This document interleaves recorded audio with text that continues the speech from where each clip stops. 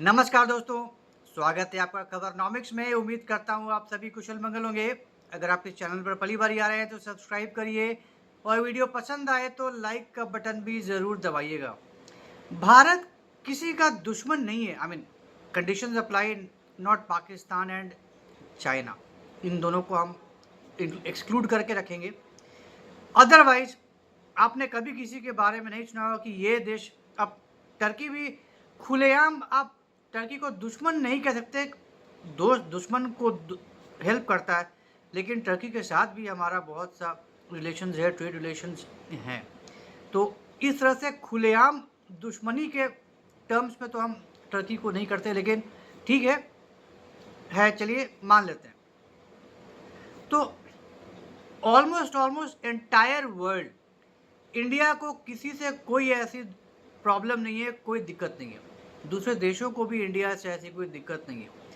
ज़्यादा बढ़िया दोस्त है या दोस्त नहीं भी है तो ठीक है, एक नॉर्मल वाला रिलेशनशिप है, ओके ओके है, आदान प्रदान है, ज़रूरत पड़ने पे काम आ रहा है, उस तरह का रिलेशनशिप है, ठीक है। लेकिन वो दुश्मन है, हम तो इसके साथ कुछ सोच ही नहीं सकते करने के लिए। जैसा इंडिया पाकिस्तान का है वैसा नहीं है किसी के साथ। तो इंडिया चाहता है, हमेशा कोशिश करता है कि हर देश के साथ ठीक ठाक अच्छे रिलेशंस ही मेंटेन रहें। हमेशा सबको खुश रखने की ही कोशिश करता है इंडिया। थोड़ी मजबूती भी दिखाता है, कई बारी काफ़ी कॉम्प्रोमाइज़ेस भी करता है, लेकिन एंड में ठीक ठाक रिलेशंस ही मेंटेन करता है करीब करीब दुनिया के सारे देशों के साथ। लेकिन कई बारी ऐसे भी इंसिडेंट्स होते हैं, कई बारी ऐसे हालात भी पैदा हो जाते हैं कि आप कभी किसी बुरे इंटेंशन के साथ नहीं रहते, लेकिन फिर भी आपके साथ बुरा होने का ही तय हो जाता है। अब जो रिसेंट डेवलपमेंट ये है कि इज़राइल ने कतर पे हमला कर दिया था। इज़राइल ने ये साफ-साफ कहा था, स्टेटमेंट देकर कहा था कि इज़राइल का दुश्मन दुनिया के जिस कोने में भी होगा, जिस कोने में भी होगा, हम उसे वहाँ जाकर मारेंगे, वहाँ जाकर ठोकेंगे। अब हमास इज़राइल का दुश्मन है। अब हमास के जो बड़े-बड़े ऑफ़िशियल्स हैं, वो सऊदी में भी देखे गए हैं, वो कतर में भी देखे गए, वो इधर-उधर घूमते रहते हैं, जाते रहते हैं, मीटिंग्स होती रहती है, पिक्चरें निकल के आती हैं। मतलब आप हमास वालों को पनाह दे रहे हैं, आप हमास वालों के साथ दोस्ती निभा रहे हैं, तो ये सऊदी के लिए भी ठीक नहीं है, ये कतर के लिए भी ठीक नहीं है। तो इज़राइल ने देखा, और हमास के इस लीडर को टारगेट करने के लिए इज़राइल ने हमला किया था कतर में, मार भी गिराया, जिसे ढूंढ रहा था उसको मार भी गिराया इज़राइल। और जो उसने कहा था वही किया कि कहीं भी किसी भी कोने में होगा उसका दुश्मन, उसको ढूंढ कर मारेगा, तो ढूंढ के मार डाला जिस देश में भी हो। तो कतर में था, कतर में मार दिया। अब इससे हुआ यूँ कि जो टेररिस्ट था वो तो मारा गया, जो दुश्मन था सो कॉल्ड हमास का लीडर था वो मारा गया, ठीक है, लेकिन उसके साथ-साथ एक सिविलियन भी मारा गया। अब ये सिविलियन का मरना कतर के लिए बहुत बड़ा इश्यू बन गया, बहुत बड़ा इश्यू बन गया। मतलब वहाँ तक कि उसके एमिर भी उसके जनाज़े पहुँच गए, बड़े-बड़े मिनिस्टर्स उसके जनाज़े में पहुँच गए। उसको बहुत बड़ा ग्लोबल इश्यू बना दिया कतर ने। अब यहाँ तो इस्लामिक यूनिटी की बात आ गई कि भाई इस्लाम के ऊपर हमला कर दिया है इज़राइल ने। इस एक इंसिडेंट ने पूरे के पूरे इस्लामिक वर्ल्ड को इकट्ठा कर दिया। दोहा में 40 से ज़्यादा इस्लामिक कंट्रीज़ मिले, आपस में वो लोग मिले।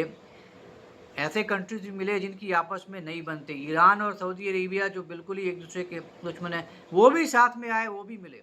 पाकिस्तान को तो ख़ैर रॉयल ट्रीटमेंट मिला। शहबाज़ शरीफ ने कभी सपने में भी नहीं सोचा था कि मुझे सऊदी में इस तरह का रॉयल वेलकम मिला था। मतलब अमेज़िंग, अमेज़िंग वेलकम। प्लेन आ रहा है तो एस्कॉर्ट करने के लिए दूसरे जेट्स आ रहे हैं पाकिस्तानी को। तो it was an amazing welcome. Saudi में जो गया इस बार शहबाज शरीफ, ही कुड नॉट इमेजिन कि इस तरह का वेलकम मिलेगा। सऊदी प्रेसिडेंट ने ऐसा वेलकम दिया, ऐसा ग्रैंड वेलकम दिया शहबाज शरीफ को कि उसको समझ में नहीं आया, उसको सपने में भी नहीं आया था कि मुझे ऐसा भी वेलकम मिल सकता है। क्योंकि भाई वो तो हमेशा ऐसे भिखारी ही जाता है, तो एक भिखारी को जैसा ट्रीटमेंट मिलना चाहिए वैसा ही देता था, बट इस बार कुछ बात और थी। और ये जो मीटिंग हुआ इस्लामिक कंट्रीज़ का 40 से ज़्यादा देशों का, उसमें इसी कारण यही टॉपिक था कि भाई अब इस्लाम पे हमला हो गया है। That was not just on Qatar, that was on Islam. तो वो इज़राइल का हमला पूरे के पूरे इस्लाम पे कंसिडर किया गया। इसके ऊपर बहुत डिस्कशन हुआ और पूरे इस्लामिक वर्ल्ड में, पूरे इस्लामिक कंट्रीज़ में पाकिस्तान एक इकलौता देश है जो न्यूक्लियर बम रखता है। इकलौता देश जो न्यूक्लियर कैपेबल है। तो इसकी वजह से पाकिस्तान का इम्पोर्टेंस बहुत ज़्यादा बढ़ गया इस मीटिंग में और पाकिस्तान ने एक नई चाल चली अपना पोजीशन स्ट्रॉन्ग करने के लिए, अपना पोजीशन कंसोलिडेट करने के लिए, और वो ये कि उसने एक प्रपोजल रखा कि क्यों ना हम जो नेटो है उसके तर्ज पे हम एक इस्लामिक नेटो बनाएं। ना जस्ट इमेजिन किस तरह से चाल चलता है पाकिस्तान। मतलब अपने आप को इधर बिल्कुल इस्लामिक कंट्रीज़ का ना बादशाह बनाने के चक्कर में है पाकिस्तान।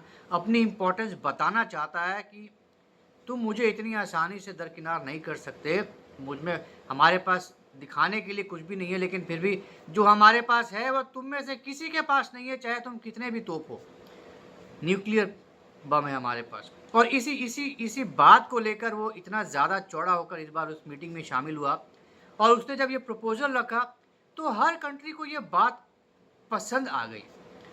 इस बात में कुछ दम लगा इन सारे के सारे इस्लामिक कंट्रीज़ को कि जी हाँ, ये तो बात सही कह रहा पाकिस्तान कि भाई हमें भी तो अपना कुछ ऐसा संगठन बनाना चाहिए। ओआईसी तो है, ठीक है, लेकिन हमारे पास कुछ ऐसा डेटरेंट होना चाहिए जो देखकर दुनिया डरे कि अगर किसी एक कंट्री पे कुछ गड़बड़ होता है तो सारे इस्लामिक कंट्रीज़ पे हमला कंसिडर किया जाएगा।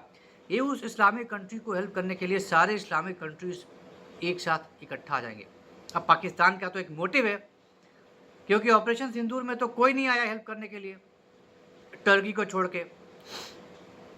तो कुछ ना कुछ तो ऐसा जुगाड़ करना है कि अगर दोबारा, और ऑपरेशन सिंदूर तो बंद नहीं हुआ, ख़त्म नहीं हुआ, इंडिया ने बोला हुआ है कि ये सिर्फ एक पॉज है, तो ऑपरेशन सिंदूर 2.0 कभी भी हो सकता है।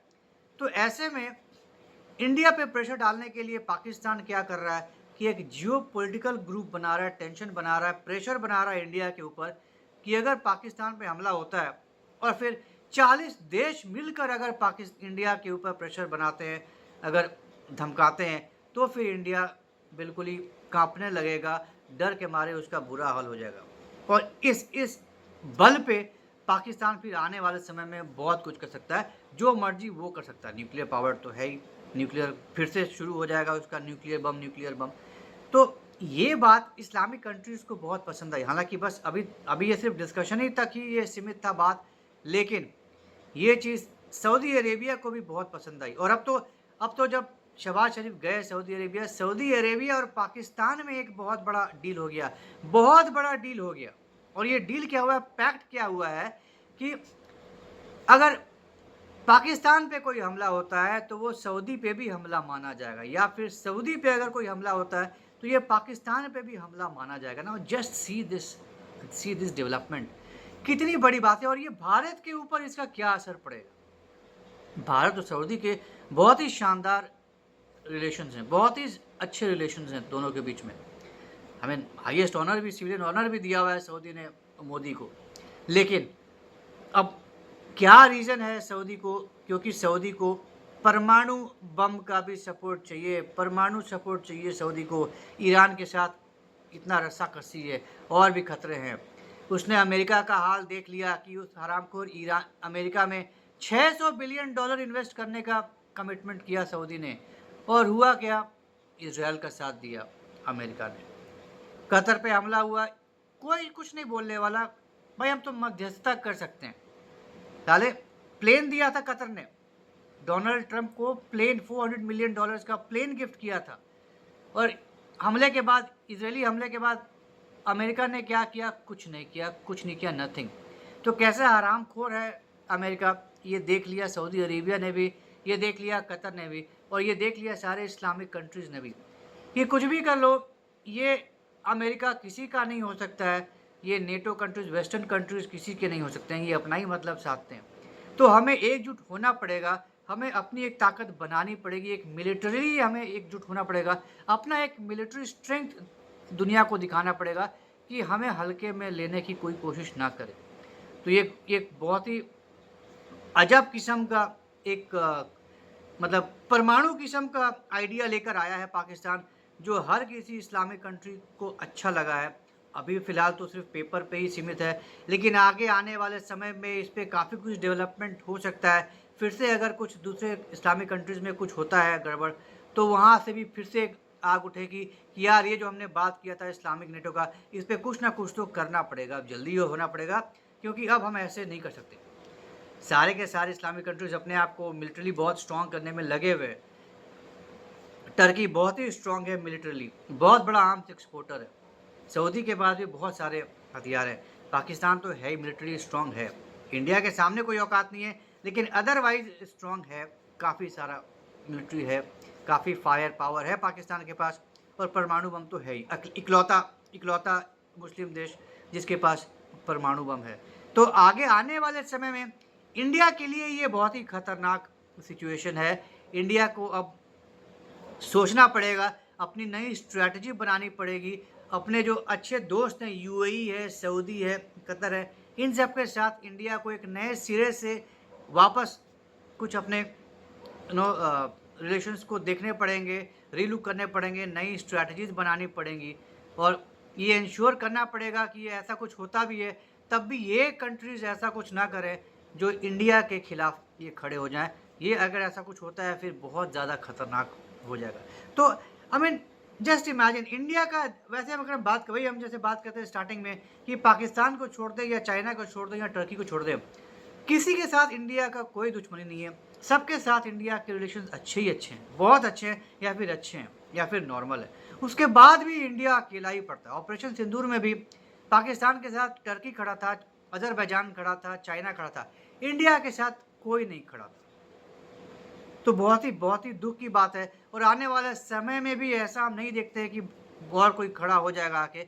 आगे भी आने वाले समय में इंडिया अकेला ही रहेगा, और इंडिया को इसके बारे में बहुत सीरियसली सोचना पड़ेगा कि कैसे आगे आने वाले समय में इंडिया को अपने आप को कैसे तैयार करना पड़ेगा इस तरह के डेवलपमेंट्स को टैकल करने के लिए। तो ये था एक छोटा-सा डिस्कशन, जो ये नया इस्लामिक नेटो का ये जो नया फंडा निकल कर आया है, इससे इंडिया पे जो खतरा पैदा हो सकता है, उसके बारे में उम्मीद करता हूँ आपको ये डिस्कशन पसंद आया होगा। तो अगर ये कंटेंट पसंद आया तो हमारे इस वीडियो को लाइक करिए, शेयर करिए, और हमारे चैनल को सब्सक्राइब ज़रूर करिए, बेल आइकन भी ज़रूर दबा दीजिएगा। तो जल्दी मिलेंगे एक ऐसे नए इंटरेस्टिंग वीडियो के साथ। तब तक के लिए जय हिंद, जय खंड भारत, नमस्कार।